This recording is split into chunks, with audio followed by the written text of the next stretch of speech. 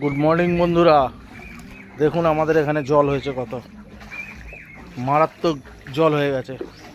দেখুন পা পুরো ডুবে যাচ্ছে, এক হাঁটু করে জল।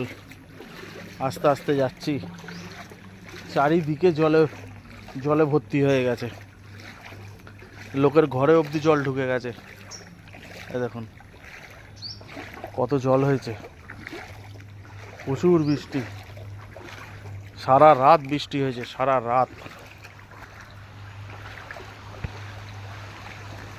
রাত বৃষ্টি। যাও যাও, এ দেখুন পুরো জলে ডুবে গেছে।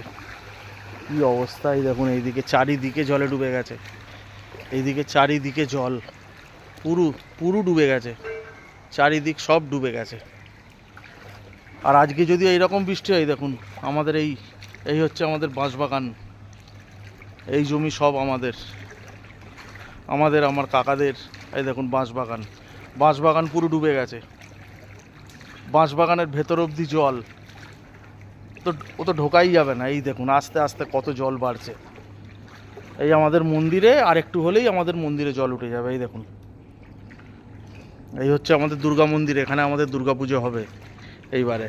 এই প্যান্ডেল হয়েছে, আর আমাদের সব ছাদ করা আছে, কোনো অসুবিধে নেই।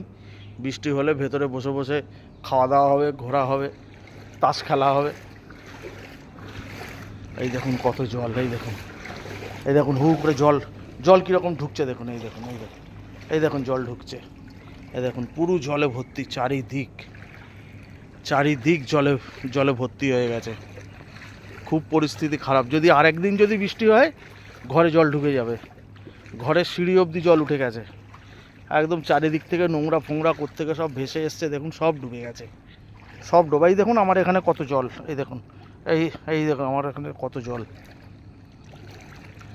দেখুন কি পরিস্থিতি। আমরা গ্রামে থাকি, আমাদের ডোমজুড়ে বাড়ি, হাওড়া। দেখুন খালি জল কত। সবাই ভালো থাকবেন, সুস্থ থাকবেন, এবং যেখানে এরকম বন্যা হয়েছে তারা একটু সাবধানে থাকবেন, কারণ সাপ টাপের ব্যাপার থাকে, তো জল ভর্তি হয়ে গেলে। আমাদের এখানেও আছে, আমরাও একটু সাবধানেই আছি, আপনারাও একটু সাবধানে থাকবেন। সকলকে আবার জানাই শুভ সকাল, গুড মর্নিং। সবাই সাবধানে থাকবেন।